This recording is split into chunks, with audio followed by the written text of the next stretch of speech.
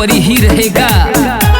हम गोरखपुर के शेर हैं, ठोकेला सभे सलामी।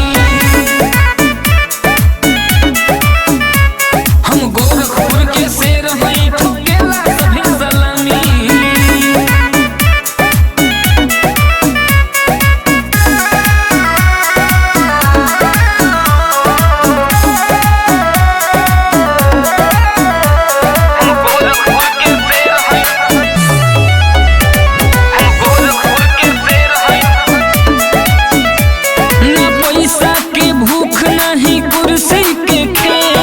सत्य पे चलेला हम ब्राह्मण के रेल।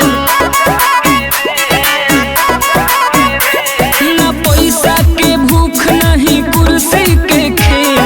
सत्य पे चलेला हम ब्राह्मण के रेल। नीति धर्म से कदम चले ये ब्राह्मण के हो निशानी।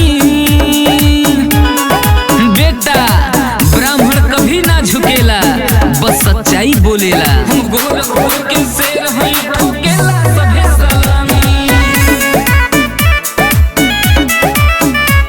हम गोरखपुर के शेर हैं, ठोकेला सभे सलामी।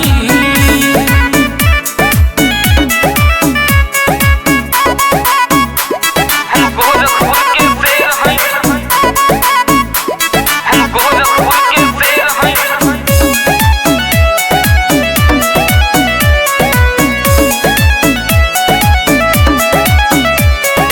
बुद्धि में आग्रह है माथा पोतेज, ज्ञान के वार जैसे खंजर के एज।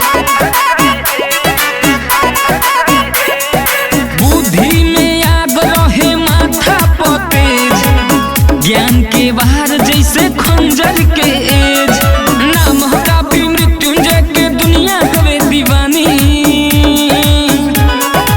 ब्रह्म ज्ञान वाला कर्म से दीवाना, हमार नाम सुन के थर थर कांपे जमाना।